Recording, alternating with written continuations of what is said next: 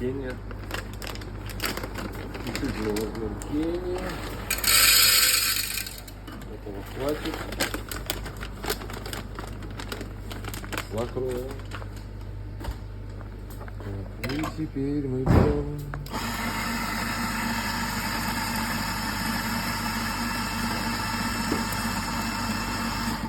Угу.